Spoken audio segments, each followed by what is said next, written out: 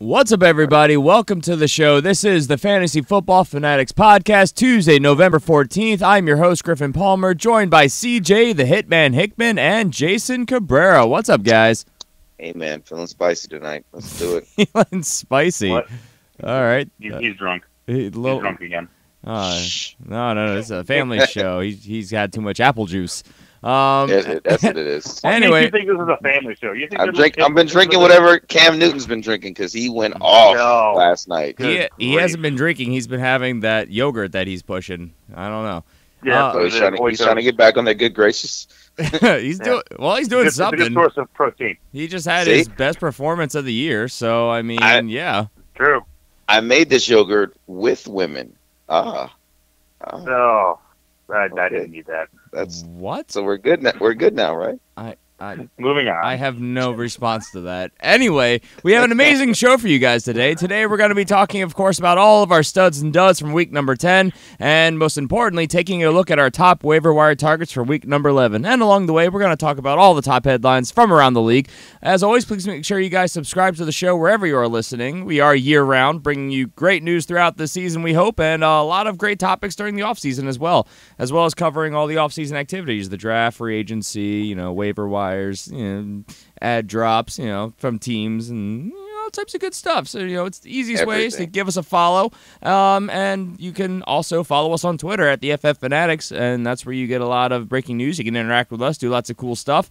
And if you really want to go one step further and support the show, head over to patreon.com/thefantasyfootballfanatics, where you can sign up, get yourself a lot of bonus perks, including a bonus episode every single week where we do a lot more in-depth things. It's good stuff. Last week, CJ and I did a fantasy points against update, so you know what all the best and worst statistical matchups are. So it was good stuff. Next level. A lot of good feedback from that one. Nice. Yeah, I like that. All right, so with that, let's move right into our studs and duds from week number 6. And speaking of Cam Newton, we have to start with him. We're starting at the quarterback position, and he had a monster week. 43.5 fantasy points, 254 passing yards, but 4 passing touchdowns, and also ran for another 95 yards. So there's the Cam Newton that we expected from a couple years ago, and, in good matchups. You're welcome, Oath Breakers. You're welcome. Wow. You need the Oath Breakers from our listener league. Oath Breakers need to send like a basket of fruit or something to Cam Newton, because that is the only reason. He beat me by 0.2 points this week. Wow. Painful. Wow. Painful. I'm sorry, Jason. I had him all the way up to that last game. I bet you he is ecstatic right now. He probably is. Shout we were out. the top 2. Well, we were 2 of the top 3. One guy scored a ridiculous amount of points, but we were 2 of the top 3 guys, and it was 118-46 to 118-28. I'm like, oh, you're killing me. Yeah, I'm sure a lot of people got Cam Newton this week, so we feel for you. It happens to the best of us, apparently. Jared Goff, who had the top spot until Monday Night Football, he went off for the second week in a row, 32.5 fantasy points, 355 yards, and 3 touchdowns. Jason, this was your start of the week, and I love this start, so good job there. Good job. And then there was Case Keenum, if you were, not exactly a matchup that people were running out to start him, but he had a great game against the Redskins. 304 yards, 4 passing touchdowns. Did have 2 interceptions, which kind of brought his total down because he could have been the second highest scorer, but still top 3 is not pretty bad. Let's move to the running back position where Mark Ingram had a monster week. Wow. That Bills defense is finding themselves. I don't know what happened to them. It's that the Saints have had one of, if not the best running attack in the league the last couple weeks. Ever since they got rid of Adrian Peterson, this got a lot less complicated. And then Mark Ingram, the guy who all 3 of us have been saying is a really good running back, it's just that Sean Payton, the head coach in New Orleans, seems to hate him, was never giving him the chance. But lo and behold, you give him the opportunity, and he goes off for 131 yards and 3 touchdowns on only 21 attempts. Insane production. What happened? You know what happened? They had you see Any Given Sunday? Remember that movie Any Given Sunday when the quarterback went out and they got together and they had a meal, and they talked to each other and all of a sudden they started winning. That's what happened. I bet you Mark Ingram and Peyton went out, had some steak, got together. You know what? I'm going to hand the ball to you a few more times. And my God, he is having a year. And we are seeing a brand new New Orleans looking offense. I really like it. I think these guys could win the Super Bowl if they keep it up like this. It's an offense that's not leaning on the pass. I mean, Drew Brees is not having to get it done. Go ahead, CJ. I think what happened was Mark Ingram finally gave back those pictures he had of Sean Payton a couple of years ago at their Christmas party, and now he's starting to get the ball. That's what's happening. There you go. That is. That was some strong apple juice, wasn't it, CJ? Strong. I mean, Alvin Kamara was the number 4 running back on the week. So number 1 and number 4 right there. I mean, this team put up 47 points, and not a single passing touchdown came from Drew Brees. So, yeah, if you were lucky enough to have a piece of this offense, you're pretty ecstatic about it right now. I've been trying to move pieces to get Mark Ingram in a number of leagues, and after this week, I doubt it's going to happen. So that's too bad. Yeah, I wouldn't think so. That's nada. Yeah. DeMarco Murray coming out and shocking everybody, going out for 25.2 fantasy points. 14 attempts was all it took. He went 42 yards and 2 touchdowns, but he also caught all 4 of his 4 targets for another 30 yards receiving and a receiving touchdown. So 3 touchdowns on the week for him as well. DeMarco Murray, tougher matchup against the Bengals. A lot of people weren't expecting this. People definitely weren't calling for this. And, yeah, there you go. And then Austin Eckler. Name that you probably don't know. He is the backup running back. Right. I almost put him as my start last week. Really? No, not really. I don't know who the heck this guy is. No idea. Because I was legitimately about to be like, explain yourself. I know you don't like Melvin Gordon, but explain yourself. Okay. 10 attempts for 42 yards, but he really got it done in the passing game where he caught all 5 of his targets for 77 yards and 2 receiving touchdowns. So, yeah, he had a good week. Melvin Gordon, not so much. And I think as we're getting we talked about this on the Patreon show where we're talking about how you really have to start shoring up your own backfields at this point. You're not looking for players who could materialize into great plays. You need your own handcuffs, and he's definitely the handcuff to have if you're a Melvin Gordon owner, and showing some value there. At the wide receiver position, we had some great performances, starting with Robert Woods getting it done for 29.1 fantasy points. Woo! Massive performance. I went up against a team that had Robert Woods this week, and that almost ruined my week. 171 yards and 2 touchdowns. 8 of 10 targets he caught. So Robert Woods being the most consistent performer in Los Angeles, but is he the one to have? What do you guys think? What say you guys? I say yes. I see right now. Sammy Watkins has shined. He's had moments, but it's not been consistent. And Cooper Kupp, a guy that we like, a guy that I love, but yet still not consistent there. Goff is starting to spread this ball around more. And, it's just not Cooper Kupp was the guy that was getting all of those touches just because he was, looking out for him, and he was, capitalizing that. But defenses started shoring him up, locking him down, and forcing the ball to other people. And it's been beneficial for fantasy people, man, because if you got Robert Woods, a guy that, remember that name, I will be talking about him later, but he's been balling these last couple weeks, man. And it looks like his stock continues to go up. So I say yes. Look how good he is outside of Buffalo. Yes. But no joke. I would agree. I think Robert Woods is the guy to have. Sammy Watkins, he shines. I mean, he's boom bust. He will go out there and probably have a bigger performance some weeks. But, Robert Woods most consistently is seemingly having the best rapport with Jared Goff right now. And like you said, Cooper Kupp, I still do like him as a PPR option as a flex play, but his ceiling is very limited. So and he still did good. I mean, these last couple weeks he still got like 10 points. But I mean, you're not getting these 18 to 20 points like you've been doing, like close with Robert Woods has been doing. That's true. Sammy Watkins, he had an okay week, 41 yards. They get a touchdown, so that kind of saved his week. So I mean, it didn't really let you down. So, not too bad. Adam Thielen came in next, 22.5 fantasy points, 166 yards, and a touchdown. This was CJ's start of the week at the wide receiver position, so well done there. And then Devin Funches, we just saw this on Monday Night Football, 21.2 fantasy points. Yes, bunches of Funches. Getting it done, 92 yards and 2 receiving touchdowns. That'll do it. And that bumped A.J. Green out of the number 3 spot down to number 4, 115 yards and a touchdown. And then at the tight end position, tight ends, as per usual, were really bad this week. But a couple players that you know, of course. we're good. If you started them, you're pretty happy. Jimmy Graham, 14.7 fantasy points, 27 yards and 2 touchdowns. That's the 2 touchdowns that really did it, because obviously you're not too happy about 27 yards. We saw this on Thursday Night Football. We already knew about this. Garrett Selleck for the 49ers, he went out, had 67 yards and a touchdown. And then Jermaine Gresham, 12.4 fantasy points, 64 yards, and a touchdown. And if you go all the way down to the number 5 tight end, skipping Austin Hooper, we find ourselves looking at Eric Ebron, Jason's star of the week. Yeah. So there you go, Jason. Well played, my friend. Thank you, Eric, for making me look intelligent. Yes. I mean, look, I was on your side wanting this to happen. I just didn't know if it would or not, but you were ballsy enough to call it. And well, I had Ed Dixon at the number 6 spot. So, yeah, we did pretty good there. There you go. I blame Cleveland. You blame Cleveland? Yeah, well, that was my reason. Inadequate linebackers not covered. This left this man wide the freak open. It was ridiculous.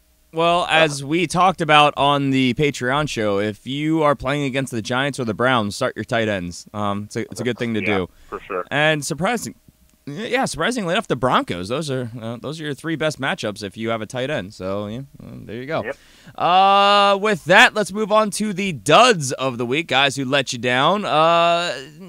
Not so many dud performances from the quarterback position actually this week. This was a decently solid performance across the board, but of course there's always a few guys. Starting with Tyrod Taylor, who, I mean, tough matchup.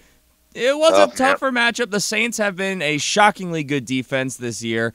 2.94 fantasy points. Guys, tough. Was this a 1-week anomaly, or are you freaking out as a Tyrod Taylor owner at this point?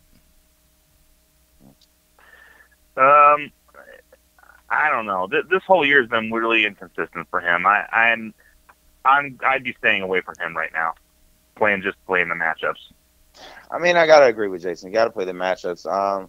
These last couple of weeks have been really tough. I mean, even with the Jets game when they lost that, he came back and made it, acceptable. But this past game, it was just pretty bad. They didn't get the connection going on and get the chemistry flowing with Benjamin. Shady was getting locked down. The other receivers weren't getting open. The Saints was just the better team, and their defense, they came to play, and they had schemed out Tyrod really good, and it made things very uncomfortable for him.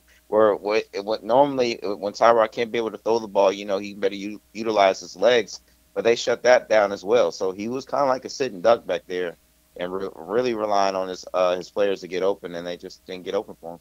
He was going against the 13th toughest matchup for the quarterback, which is one thing, not a staggeringly bad matchup.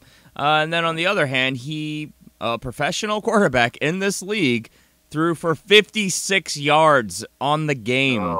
Now, he was taken out before the game ended, so maybe he could have accumulated more, but that's pretty bad. 1 interception, and then he added 27 yards rushing, so that's pretty bad right there.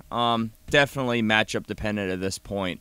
Tom Savage is next, which is not surprising. Tom Savage is... Can you imagine how good this game would have been? Jared Goff versus Tom Savage, Deshaun Watson. But instead we had Jared Goff versus Tom Savage, which is just a letdown. No contest. Yeah, 6.84 fantasy points. That's disappointing. That could have been an awesome shootout to watch. Dak Prescott, another one worth mentioning, 13.24 fantasy points. Not exactly what you hoped for from him. I mean, the Cowboys really struggled, and some people are pointing to this being a problem with Ezekiel Elliott wasn't there, but in reality, I think this was banged up offensive line. Tyron Smith, left tackle, being out of the game really affected things. So I think he bounces back. I'm not worried about this, honestly. The fact they put up 7 points. It's neither here nor there. Do you guys agree with that? No, he's got a tough matchup this week. Oh, I'm not disputing he's got a tough matchup, but I mean in general he will do better than this because his offensive line should be back. Yeah. No NFC bias there. Well, I mean, look, you gotta look at the statistics. Yeah, it's the statistics show that quarterbacks play the Eagles don't really have that many good weeks. I'm just saying. So I mean, right now, Tyrod Smith is still going to be a game time decision. You know, it's tough. The running backs not really helping. Dak was working his butt off a couple days ago, man. He was on the sideline second quarter sweating his butt off because his running game could do nothing for him, and he had to do everything himself. And Atlanta just got a hold of him and started wearing him out. So I'm just saying, if they don't get that running game going out for him, and if Tyrod Smith doesn't show up, it's going to be another tough day at the office for him. It's Sunday Night Football, but it's at home in Dallas against the Eagles, which are the 15th best matchup for the quarterback. So it's pretty middle of the road, though it is divisional, so you have to assume it's going to be a little bit tougher. But yeah, I'm not worried about it. I'm not freaking about Dak Prescott. I've had some people already write in, what do I do with Dak? Nothing. You hold on to him. He's going to be fine. And then honorable mention, Drew Brees, 13.96. That's just because it didn't throw. Should have gone with my first instinct. Yeah, he didn't throw for any touchdowns is really what it boils down to. He still had about 200 passing yards in what was a complete blowout. So they were literally just running the ball. I think if I remember correctly, they ran the ball 24 times straight to end the game, just killing clock. So I mean, they got up so early that this was game script why Drew Brees didn't have a better game. So I'm not worried about Drew Brees. But Drew Brees, you know, this has been a low overall fantasy production to this point. This is not the guy you drafted, but this has been with the emergence of the run game. They haven't needed him as much, so I don't know if they're saving his arm or if it's the offense or just the way they want to do things. But for fantasy purposes, he is starting to become a little bit of a liability here. I mean, since the bye, 15 points, 21, 11, 22, 13. So it's not exactly the high 20s, low 30s that we were hoping for when you drafted Drew Brees, most likely in the third, fourth round is when I saw him go a lot. I'd have to go back and see what his actual average draft position was. So, right. Well, that's what happens when you have a balanced offense. You know, you don't need him to throw 5,000 yards. Right. They got a balanced offense now. They got two fantastic running backs. Both of them are, like you said, 1 and 4 on the week. I mean, that's insane. That's a heck of a tandem. So, yeah, it's good for the Saints, bad for anyone who owns him. Yeah, he ain't complaining. Yeah. Sure he's not. Over the last 4 weeks, the number 1 running back was Ezekiel Elliott, even having not played this past week. And then it's Mark Ingram, number 2, and Alvin Kamara, number 3. Yep. Both of them ahead of Le'Veon Bell, Todd Gurley, Melvin Gordon, LaShawn McCoy as 4, 5, 6, and 7. So that says something right there. Yeah, it does. Let's move on to the running back duds of the week, and we start off, of course, with Devonta Freeman, who got hurt incredibly early in this game. He is now, as we'll talk about, in the concussion protocol. Tariq Cohen, 1.1 fantasy points. Aaron Jones, 1.2 fantasy points. He got banged up as well. A couple other guys. Rob Kelly, my sit of the week, 1.4. Bilal Powell, really big letdown there. A lot of people were expecting this to be a big game with Matt Forte being out especially. But the Jets did not show up in this game against a pretty good matchup against the Buccaneers. 1.6. We saw what happened with Adrian Peterson, 2.2. Thomas Rawls with the opportunity letting you down, 3.9. Melvin Gordon, 4.2. Leonard Fournette, 4.6. Jason, was that that was your start of the week, right? That was my start. Yeah, he let me down big time. Yeah, that's too bad. It was rough. I'm trying to remember. Right here behind him. Huh? I said mine is coming up. Yeah. Oh yeah, Jerick McKinnon, your start of the week. I'm one for 1. I'm 1 for 1. 1 for 1 could be worse, right? Doug Martin. Guys, what are you doing with Doug Martin at this point? Because Doug Martin has been getting worse and worse and worse with every single passing week. 5.1 fantasy points. Everyone was holding him through his suspension. I don't think you can move him for anything, though. I don't know what the people are going to give you. Because look, let me put it this way. The last 4 weeks, 8 points, 7.5, 0.7, and 5.1. You're not getting much for that. I mean, I guess you have to hold him and play him in good matchups and hope for the best because I don't think you're going to get value for him. I don't know, CJ, what do you think? I mean, I'm holding on to him and waiting for Jameis to get healthy because I would figure that a healthy Jameis and he starts throwing the ball and doing what he's supposed to do, then that will probably open up for the running game and the Doug Martin can be able to eat and get some better points. But right now, defenses are playing this Bucs team where they're stopping the run, so Ryan Fitzpatrick is forced to throw the ball and beat him that way. And just right now. I mean, it worked in their favor this past week. I mean, beating the Jets, but going forward, it's going to be a little hard. I mean, I just don't see that being consistent. I mean, I think the team's going to figure out and get a hold of Fitzpatrick. We've seen it done before. So that's for me when it comes to Doug Martin. That's what I'm holding on for. I'm just waiting for Jameis to get healthy, and hopefully that'll open up things for him. He can get back on. Fingers crossed. Alfred Morris, 5.3, big letdown there. They really worked in all three of the running backs trying to see if one of them could get going. Really shocking that none of them did. And part of this is the offensive line, again, being banged up. That never helps things. But playing from behind, they were also forced to pass more. So this could be circumstantial. This could be game script. I mean, they were going against the 9th best matchup for fantasy running backs. This was a fantastic matchup, and none of them really got it done. So I don't think we learned anything other than Derek McFadden is going to be a non-factor here. It's Rod Smith, it's Alfred Morris, and own one or both of these guys if you can help it, because one of them has to emerge. You would have to, you would think at least. Jordan Howard also had a dud game, 5.4 points, kind of surprising there. C.J. Anderson, 5.5. He looks so good to start the game, and then in typical Broncos fashion, they fall behind and they stop giving the guy who's getting them first downs the ball. It makes no sense to me. It went flat. And to be fair, Jamal Charles also looks really, really good. Just put it out there. But for fantasy, it is completely useless. Good runners in a committee. Bottom line is you don't put the ball in Brock Osweiler's hand. I'm sorry. You don't put the ball. I don't care how far behind you are. You don't do it. It doesn't work. I agree with that. There's a reason that he's been on 3 teams in 2 years. And, I mean, good runners in a committee on a bad offense. It's a bad idea. It's not startable. And then LaShawn McCoy, 6 points. They got down. Not really too surprised there. That entire offense couldn't do anything. At the wide receiver position, Will Fuller, CJ's sit of the week, 1.5 fantasy points. He did get hurt, so that makes it a lot easier for that to be, predictable, I guess. Well, not predictable, but to make your prediction come true. Jordy Nelson, 2 points. What are you guys doing with Jordy at this point? Because he has been atrocious the last couple, well, it's been 4 weeks, but there was a bye week in there. Without Aaron Rodgers, he has been completely useless. I mean, I don't know. I'll throw it to you guys. What do you guys think? I mean, he might be droppable at this point. He's not doing anything. I mean, it's bad because he's a name, and you know the talent, you know the ability, but he's just not doing anything.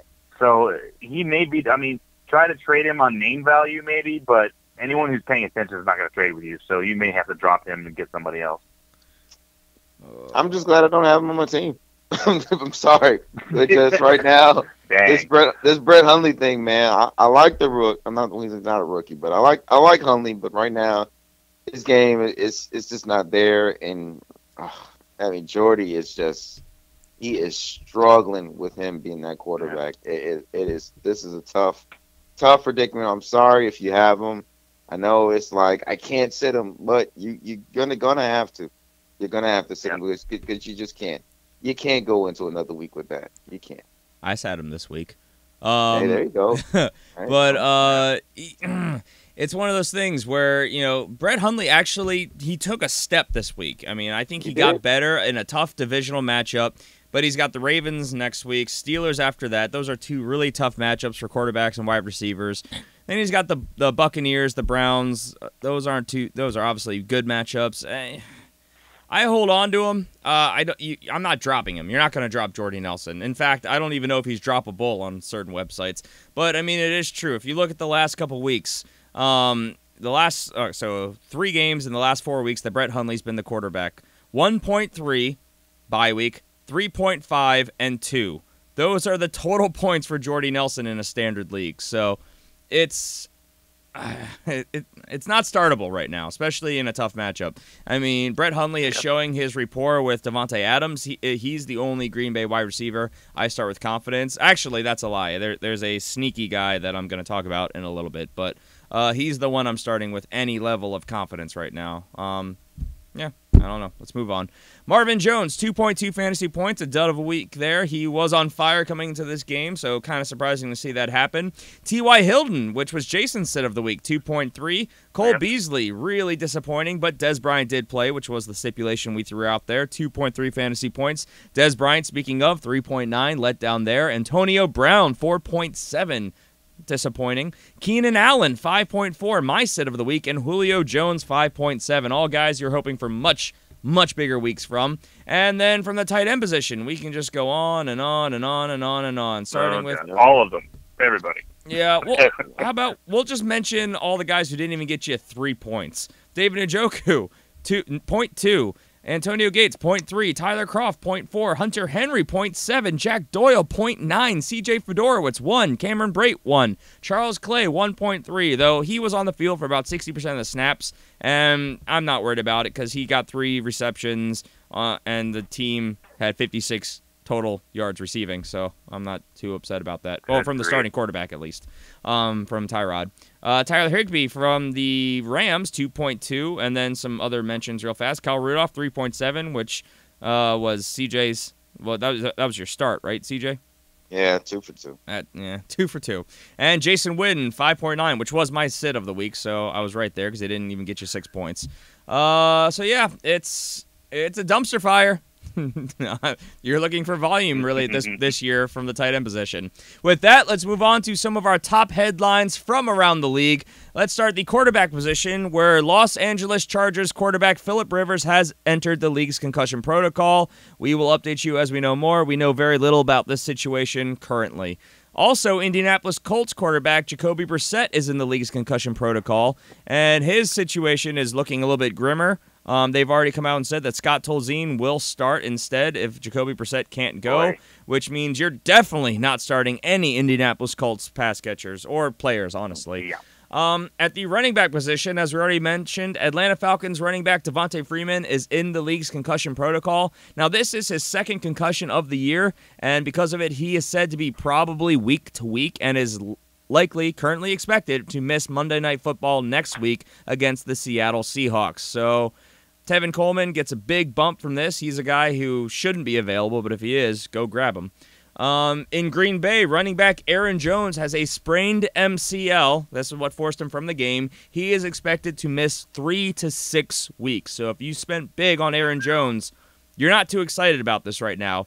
And Ty Montgomery owners also are not too happy because Ty Montgomery, he has a chance to play this week, in quotes, versus the Baltimore Ravens, but he was forced from the game with a rib injury. We heard reports including that he re-cracked his ribs. So we'll see. So obviously Jamal Williams got the ball. He has been less than what we expected going into the year, but he's getting volume on a bad offense. So, I mean, if you're really in a situation you need a running back, he's a guy you can probably pick up. He should be the lead back.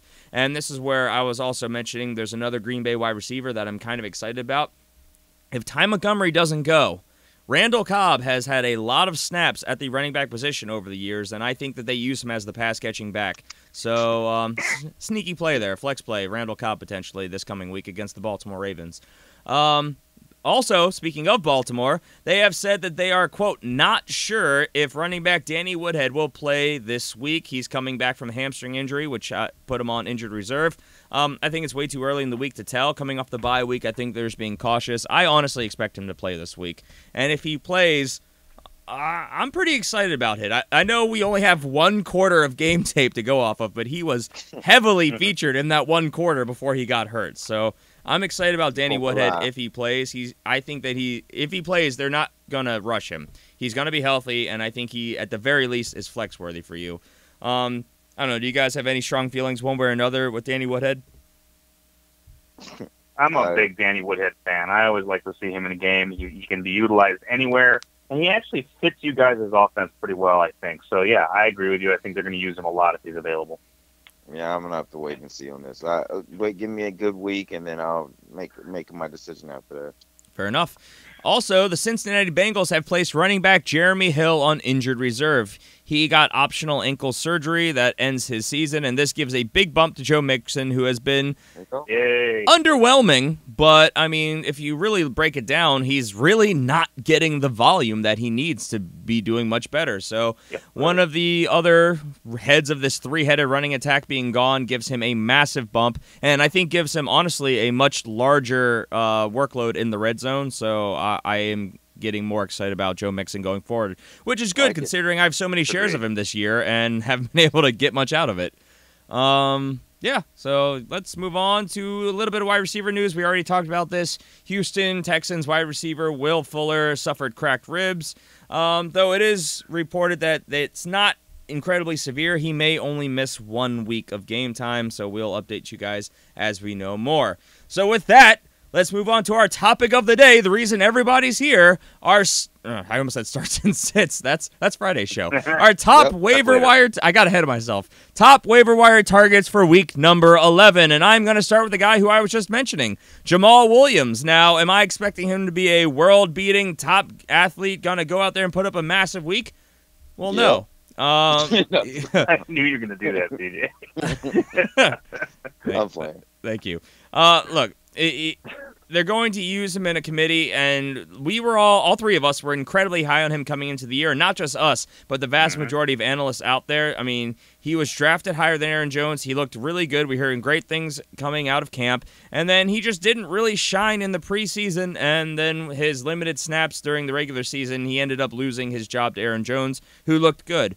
Well, now he's the only healthy running back on the team, and so volume alone, he could be a decent play. Going against the Ravens, who are coming off the bye, the Ravens are notoriously better off the bye, and they have been getting better against the run. I mean, historically, they've been a very good run defense. This year is an abnormality, but I honestly think they get it right. So I'm not rushing to start him, but, I mean, if Aaron Jones does miss, I mean, at least 3 weeks, he's got better matchups on the horizon. I mean, like I already said, down the line, Tampa Bay, Cleveland, those are teams you can run on. So, a guy who's worth an acquisition, but I don't know how desperately I am running him out to start. It depends on my needs on my team. So definitely pick up and stash. He's only owned in 25.7% of leagues. So if you need a running back, he's a definite option for you.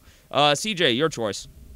My choice is J.D. McKissick out of the Seattle backfield, man. You know, I last week picked up Thomas Rawls because, you know, he was the starter. He's back healthy. Eddie Lacy's is gone. Maybe they get the opportunities there. He had the opportunity, didn't capitalize. A guy that kept getting in his way and a guy that Seattle just kept going to was this dude, J.D. McKissick. Not only was he very explosive and effective on the running game, but they get the ball in his hand in the passing game as well. A guy that you should keep your eye out for. Look, I'm not telling you just go run out and get him. I'm just saying keep an eye on him. If you like what you see Monday night against the Falcons and he does good work, it will be too late, but guess what? You can be patient. For those that want to take heed, you can go ahead and stash him on your bench. But you got people on the bye week this week. He can be a flex play for you, man. J.D. McKissick. The running game in Seattle is just a dumpster fire. So, I mean, it's a shot in the dark. It is. Muddled. Shot in the dark. It's muddled, man. CJ Prosise, you got Eddie Lacy, you got Rawls, and this kid McKissick. So, yeah, I agree. But, I mean, I watched the game, obviously. I watched those guys trounce my Cardinals. And this guy is very explosive. He gets the ball. So I like the pick, CJ. It's a decent pick. Thank you, sir. Yep. My guy is Kenyon Drake. And the reason I picked Kenyon Drake is because he's only owned 43.6% of leagues. I'm kind of a little surprised by that. This is the starter. I mean, he showed it tonight, or rather last night. I guess it's just coming out tomorrow. He showed it last night. It comes out today. The starter for this team. He's breaking the fourth wall. It's after midnight on the East Coast, Jason. Jeez. Be considerate of other time zones. Shut up. It's 10 p.m. here. Leave me alone. So anyway, Kenyon Drake's been trending up, obviously. I think he's getting more comfortable in his role as the main back. He's been featured pretty heavily. I wouldn't say heavily. He's been featured more in the passing game than he had been in the past. 35 yards against Oakland, 10 yards against Carolina. So they are passing the ball out of the backfield. But the thing I like to see is over the last 3 weeks, 22 yards on the ground, 69 yards on the ground, 82 yards on the ground. So he's trending in the right direction. Going up against Tampa Bay, New England, Denver, New England again. So some teams that he can take advantage of if they utilize him properly. I think Kenyon Drake would be worth a pickup. He should be in about 43% he's owned, so he should be available. Yeah, I will preach a little bit of caution because he had only 7 carries the entire game, and a lot of this production came off one 66-yard run, but he made that happen. I mean, he's going to be if there is volume to be had, he should get the bulk of it. He's definitely their bigger runner. So yeah, no, I agree. This is a guy who I've been preaching and telling a lot of people to pick up. I've picked him up in our big league of record. I like him, and he's got better matchups on the horizon. I mean, the Buccaneers. Yeah. To be fair, the Patriots have been getting better against the run, but statistically, that's a decent matchup, and a couple other matchups down the line which are not terrible. So a guy definitely worth a pickup and probably a play, especially this week against the Buccaneers. So yeah, with that, let's move on to the wide receiver position, where I am yet again telling people to pick up Robbie Anderson. I know it's a Jet. I know it's disgusting with everything we talked about coming into the into the season.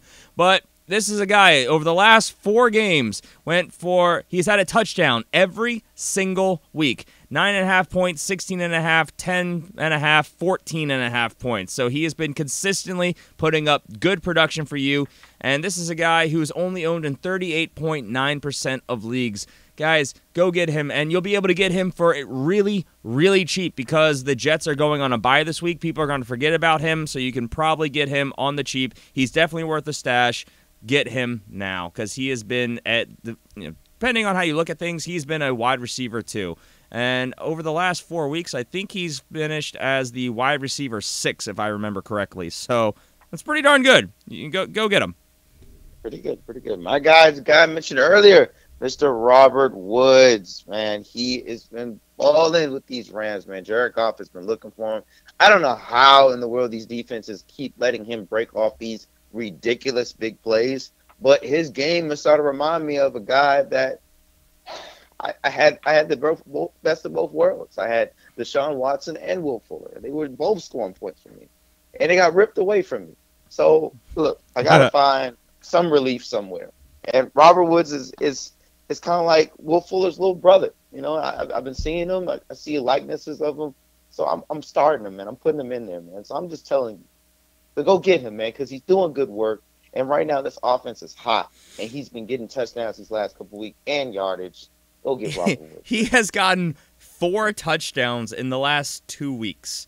To be fair, they've both been against really good matchups against the Giants and the Texans, so it's going to be really interesting to see how he does the next 2 weeks against the Vikings and the Saints. But yeah, I agree. He's too hot not to pick up right now. He's on fire. Jason, your guy. My guy is Marquise Lee. He's only owned 9% of leagues, and you're probably thinking, well, yeah, he's only owned 9% of leagues. Well, you know what? Last 2 weeks, he has scored pretty a good amount, and that's because he scored a touchdown in each of the last 2 weeks. But the main reason that I'm putting him out there is because he's got a lot of really nice matchups going forward. Cleveland, Arizona, who has not been playing well, obviously, Indianapolis, Seattle, which might cause him a problem, but then Houston and San Francisco. So, I mean, he's got some good matchups. He's not the primary guy, so he'll draw, when he goes to Arizona, he won't draw Patrick Peterson onto him. He's going to get an opportunity to score a lot of points. So I say Marquise Lee is a good idea to stash on your bench.